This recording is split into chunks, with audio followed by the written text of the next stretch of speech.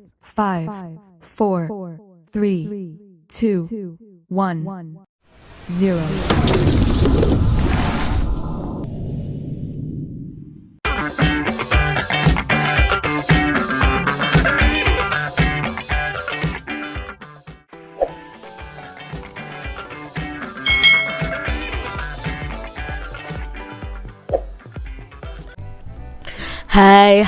Hai, selamat datang di channel YouTube Kak Citra. Apa kabar adik-adik semuanya? Kak Citra berharap kalian dalam keadaan yang baik, sehat, dan siap untuk belajar ya. Hari ini kita akan belajar bersama-sama untuk mata pelajaran tematik kelas 5. Kita belajar di tema 1, organ gerak hewan dan manusia, subtema 3, lingkungan dan manfaatnya pembelajaran yang pertama. Mari adik-adik kita belajar dengan penuh semangat ya. Adik-adik perhatikan gambar berikut ini. Ini adalah gambar ilustrasi pembuatan gerabah. Amatilah ilustrasi gambar tersebut. Buatlah sebuah cerita berdasarkan gambar-gambar tersebut. Namun sebelumnya nih, kamu harus menentukan ide pokok dari tiap-tiap paragraf terlebih dahulu. Misalnya paragraf 1, ide pokoknya adalah tentang bahan baku pembuatan gerabah adalah tanah liat. Lalu, ide pokok yang kedua, tahap pembuatan gerabah menggunakan beberapa teknik. Dan ide pokok yang ketiga adalah tahap finishing gerabah itu dengan pemberian warna. Di sini Kak Citra akan mengembangkan ide-ide pokok tadi menjadi sebuah cerita. Yang pertama, bahan baku pembuatan gerabah adalah tanah liat. Sebelum digunakan, tanah liat ini harus dibersihkan terlebih dahulu dari kotoran. Kemudian tanah yang telah tercampur itu ditambahkan air secukupnya dan diulek sampai rata dan homogen. Selanjutnya, bahan gerabah sudah siap dipergunakan untuk perwujudan badan gerabah. Ini ide pokoknya adalah bahan baku pembuatan gerabah adalah tanah liat. Lalu paragraf kedua, ide pokoknya adalah tahap pembuatan gerabah menggunakan beberapa teknik. Nah, berarti di sini kalimat selanjutnya adalah penjabaran teknik-teknik pembuatan atau pembentukan gerabah. Beberapa teknik pembentukan yang dapat diterapkan antara lain ada teknik putar ya, atau wheel atau throwing, teknik cetak atau casting, teknik lempengan atau slab, teknik pijit atau pinching, teknik pilin atau coil. Nah, setelah gerabah terbentuk, selanjutnya adalah proses pengeringan yang dapat dilakukan dengan atau tanpa panas matahari. Setelah kering, selanjutnya adalah tahap pembakaran. Nah, pembakaran ini nanti gerabah yang sudah kering akan menjadi lebih kering lagi adik-adik. Yang ketiga, paragraf ketiga, yaitu tahap finishing gerabah dengan pemberian warna. Nah, finishing yang dimaksud di sini adalah proses akhir dari gerabah setelah proses pembakaran. Proses ini dapat dilakukan dengan berbagai macam cara. Misalnya dengan memulas dengan cat warna, lalu melukis, menempel, atau menganyam dengan bahan lainnya, dan lain-lain lagi caranya. Nah, ini tadi 3 ide pokok yang ada dikembangkan menjadi 3 paragraf berdasarkan ilustrasi gambar yang ada. Adik-adik, pengalaman di hari Minggu yang tidak kalah menariknya dibanding dengan Edo dan Benny adalah pengalaman yang dialami oleh Lani. Hari Minggu ini Lani diajak ayahnya pergi ke Madura. Ayah Lani ingin membeli beberapa kerajinan gerabah untuk pelanggannya. Seperti kita ketahui bahwa Madura ini merupakan salah satu daerah penghasil kerajinan gerabah yang berkualitas tinggi loh adik-adik. Sepanjang perjalanan menuju tempat produksi gerabah, Lani ini sibuk mengamati sekelilingnya. Lani takjub melihat potensi alam yang ada di Madura. Lani juga begitu kagum akan orang-orangnya. Mereka pekerja keras. Mereka juga pandai memanfaatkan potensi alam yang ada di sekitarnya. Mereka bekerja keras dari pagi hingga sore, tak kenal lelah meski harus berkubang dengan tanah. menggali dan mengumpulkan tanah liat untuk dijadikan bahan pembuatan gerabah. Nah, di sini ada bacaan yang berjudul Gerabah dari Pulau Madura. Yuk kita baca dan kita simak bersama-sama. Salah satu warisan karya budaya yang sangat tua, luas persebarannya dan mampu bertahan hingga sekarang adalah gerabah, yakni barang pecah belah dari tanah bakar yang dibuat secara tradisional. Nah, gerabah juga dikenal dengan sebutan tembikar. Gerabah konon sudah dibuat manusia sejak mereka hidup menetap dan mulai bercocok tanam beberapa tahun sebelum tahun Masehi. Dan kini masih kita dapatkan di seluruh pelosok Nusantara, tidak terkecuali di Pulau Madura. Pada situs-situs kebudayaan dan purbakala, banyak dijumpai gerabah atau tembikar yang difungsikan sebagai peralatan atau perkakas rumah tangga dan untuk keperluan peribadahan serta penguburan mayat adik-adik. Nah, gerabah yang paling sederhana itu dibuat dan dibentuk hanya menggunakan tangan dengan ciri adonannya kasar dan bagian-bagian gerabah tersebut masih dipenuhi dengan jejak-jejak jari. Selain itu, bentuknya kadang tidak simetris kalau ini dibuat secara langsung menggunakan tangan.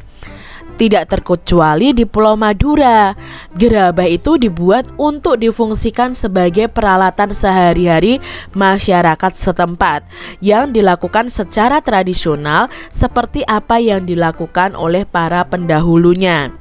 Kesamaan pembuatan gerabah di Madura sekarang ini dengan para pendahulunya adalah proses pembuatan dan bentuknya yang masih tradisional seperti gerabah-gerabah yang dihasilkan pada zaman terdahulu. Gerabah-gerabah yang dihasilkan oleh para pengrajin di Madura adalah gerabah yang dibuat dari tanah liat yang berwarna kuning dengan pasir halus. Nah, tanah liat hitam dapat dipergunakan tetapi kualitasnya kurang baik. Beberapa daerah di Madura menjadi penghasil gerabah seperti di Mandala Adulyang, Duko Rubaru, Yangkatan Kyangyan, Baragung, Pademawa, Dalpeyang, Pakaporan, dan Blega Bangkalan. Nah, di antara daerah-daerah tersebut yang sangat terkenal adalah Karangpenang Sampang dan Andulang Sumenep. Nah, kedua daerah tersebut itu memproduksi gerabah dalam bentuk genteng adik-adik ya. Genteng rumah kita itu kan ada yang terbuat dari tanah liat juga. Memang tidak semua daerah di Madura itu menghasilkan gerabah. Hal ini disebabkan karena tidak semua wilayah di Madura itu memiliki struktur tanah liat yang dijadikan bahan dasar pembuatan gerabah. Nah, secara umum tanah-tanah di Madura ini mengandung pasir yang tinggi karena Pulau Madura itu dikelilingi oleh pantai adik-adik, sehingga tidak bisa digunakan untuk membuat gerabah. Nah, di antara daerah-daerah penghasil gerabah tersebut ada semacam perjanjian kerja untuk membuat barang-barang yang sudah ditentukan secara turun-temurun atau spesialisasinya. Nah, dengan spesiali ini persaingan itu dapat dicegah adik-adik. Gerabah Madura juga memiliki kekhasan lokal yang disebabkan oleh keahlian atau keterampilan pengrajinnya, tersedianya bahan, teknik pembuatannya, dan teknik pembakarannya. Nah, dengan spesialisasi dan ciri khasnya itu, banyak kampung itu diberi nama sesuai dengan nama jenis tembikar atau gerabah tertentu. Nah, peralatan perajin gerabah adalah alat-alat tradisional yang tidak jauh bedanya dengan yang digunakan pada zaman prasejarah atau zaman dahulu. Nah, alat-alat umum ini misalnya ya ada cangkul, ada linggis, ember, dan alat-alat khusus seperti berikut ini. Yang pertama adalah panombuk atau penumbuk ya. Penumbuk berupa bulatan bertangkai untuk alat pembentuk bagian dalam. Lalu ada panempa atau penempa untuk membentuk dan penghalus bagian luar berupa sekeping papan. Lalu ada pangorek atau pengerok ya. Nah, sejenis sabit bermata miring ya, bertangkai panjang untuk menghaluskan bagian dalamnya. Mungkin ini ya adik-adik ya, ini pengerok ya, seperti itu. Lalu ada penyambungan ya, yaitu wadah air untuk menetesi gerabah dengan secari kain agar mudah dihaluskan. Lalu ada pangelet ya, secari kain untuk membentuk bibir gerabah. Ada pangajakan, sejenis nyiru untuk ayakan pasir ya, asirnya diayak dulu. Lalu ada pangabuan, itu tempat abu. Panompal itu alat untuk menyisihkan abu dari pembakaran. Berkower itu galah berujung kawat lengkung. Pamatong, sejenis pisau atau kawat pemotong tanah liat. Ada pungku, itu tempat pembakaran gerabah. Nah, adapun proses pembuatan gerabah itu dilakukan dengan tahapan-tahapan yang harus dilakukan secara berurutan. Nah, proses pembuatan gerabah tersebut itu sebagai berikut. Yang pertama, menyiapkan bahan berupa tanah liat, lalu mengaduk tanah liat dengan campuran air. Setelah jadi adonan, diambil perbongkahan untuk dibuat bentuk kasarnya terlebih dahulu, seperti ini adik-adik ya. Dengan menggunakan kain pangelet, bibir atau pinggiran bongkahan dibentuk sehingga bulat melingkar seperti ini. Nah, bila yang dibuat sejenis periuk, maka ketika pinggiran atau bibir sudah jadi, lalu diangin-anginkan, baru kemudian membuat bagian perut yang terpisah dengan bibir. Kemudian setelah itu jadi perut dan bibir disambung dan diperhalus. Bila yang dibuat itu bertelinga atau bertangkai seperti cangkir, maka dibuatkan telinga atau tangkai untuk kemudian ditempelkan atau digabungkan dan diperhalus. Nah, setelah halus dan teliti kesempurnaannya, kemudian dijemur atau dibakar hingga benar-benar kering. Nah, langkah terakhir setelah kering adalah dibersihkan. Namun untuk beberapa daerah ada yang masih menyempurnakannya dengan cat yang berasal dari lumpur. Nah, keberadaan pengrajin gerabah di Madura ini telah banyak memberikan manfaat, baik untuk pengrajin, pemakai, maupun untuk masyarakat umum. Pemakai gerabah Madura itu memperoleh banyak keuntungan, seperti harga murah, anti karat, mudah dibersihkan, dan mengurangi polusi adik-adik. Di samping itu juga dapat menyerap banyak tenaga kerja. Kerajinan gerabah ini juga merupakan salah satu cara melestarikan warisan budaya yang telah turun-temurun. Mengingat manfaat-manfaatnya tersebut, maka pelestariannya perlu mendapat perhatian kita semua.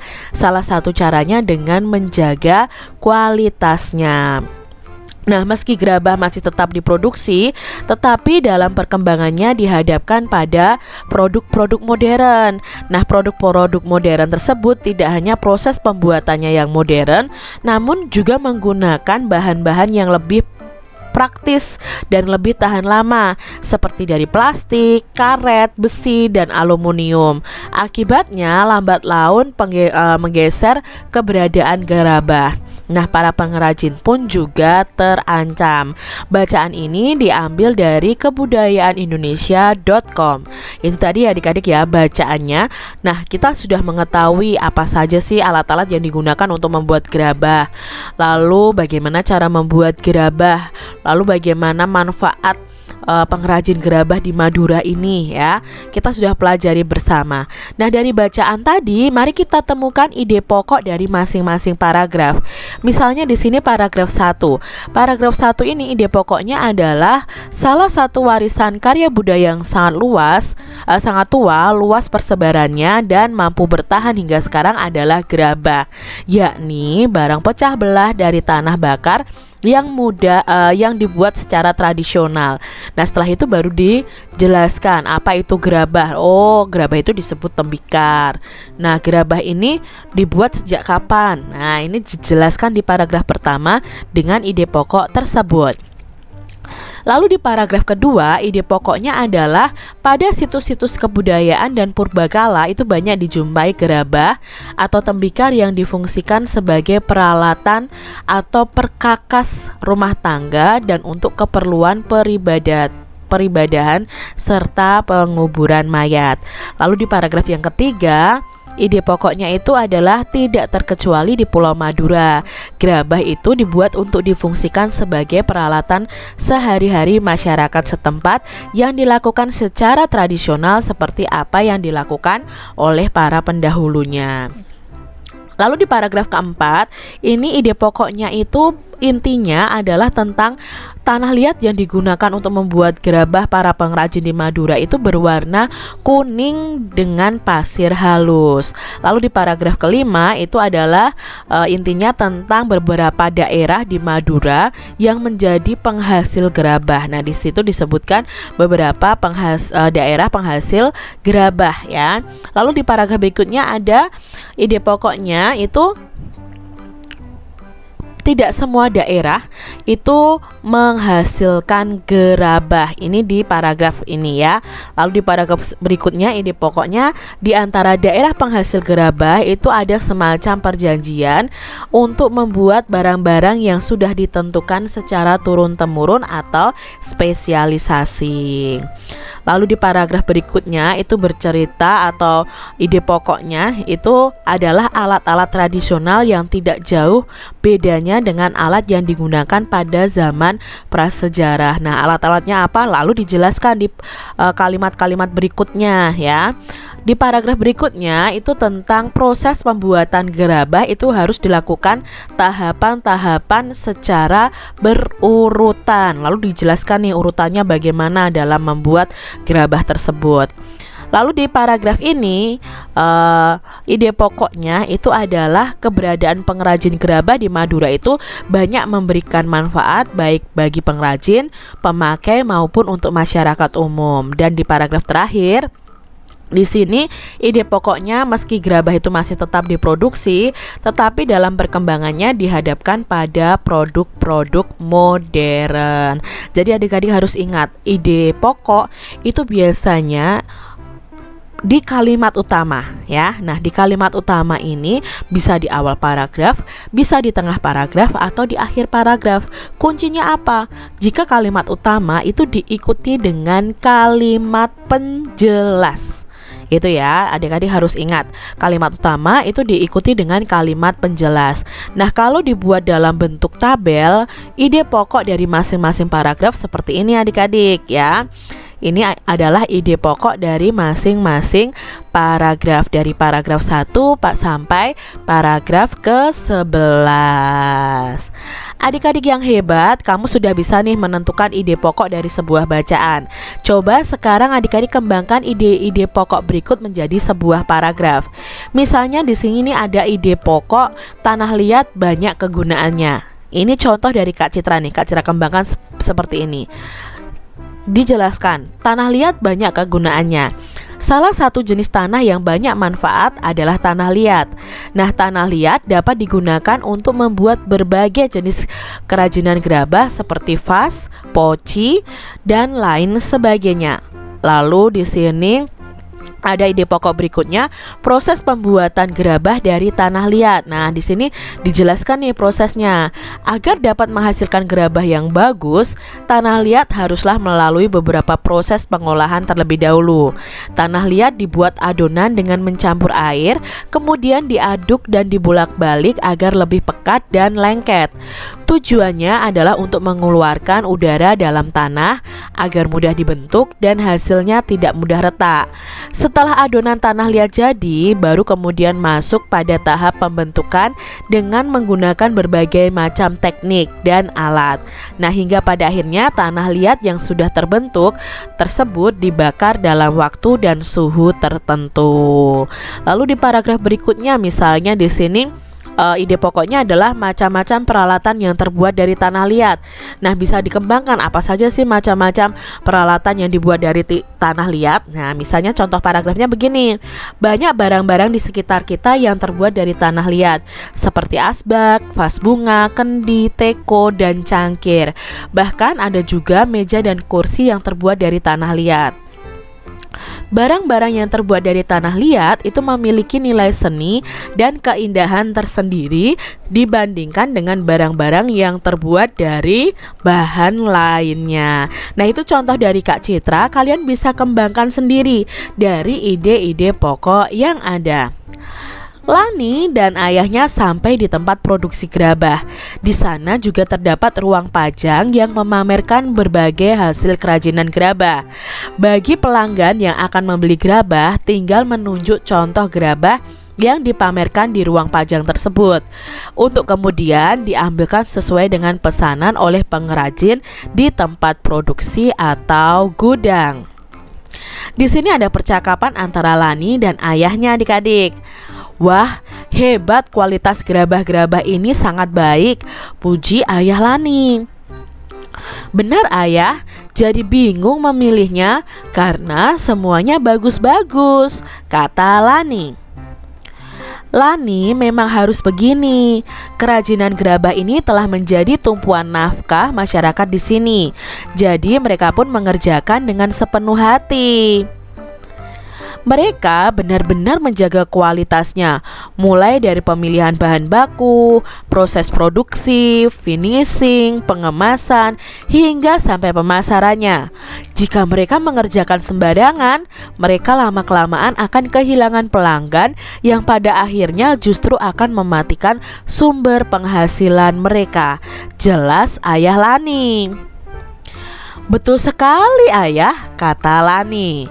Nah, adik-adik yang hebat, pengrajin gerabah merupakan salah satu profesi yang ada di Indonesia. Nah, para pengrajin tersebut itu bekerja untuk mencari nafkah untuk keluarganya. Begitu juga dengan orang tuamu. Walaupun mereka memiliki profesi atau pekerjaan yang berbeda, tetapi tujuannya itu sama, yakni untuk apa adik-adik? Mencari nafkah dan untuk menghidupi keluarganya. Lalu bagaimanakah nih cara adik-adik membalas kerja keras orang tua kalian? Cara membalas kerja keras orang tua itu antara lain: 1. Belajar dengan tekun dan menggunakan waktu luang untuk belajar adik-adik. Yang kedua, kalian harus mematuhi semua nasihat orang tua kalian. Yang ketiga, bersikap hormat dan sopan terhadap kedua orang tua kalian. Lalu ikut meringankan pekerjaan orang tua dengan membantu sesuai kemampuan kalian. Nah, ini beberapa cara membalas kerja keras orang tua kalian. Masih banyak lagi cara-cara yang lain. Membanggakan orang tua kalian ya, berprestasi di sekolah, itu cara membalas kerja keras orang tua kalian. Nah, demikian tadi adik-adik pembahasan kita di tema 1, subtema 3, pembelajaran yang pertama. Mungkin sedikit terlalu banyak ya adik-adik ya, tapi tidak apa-apa. Yang namanya pengetahuan itu sangat besar manfaatnya. Nah, sampai jumpa lagi di video pembelajaran Kak Citra selanjutnya. Tuhan memberkati.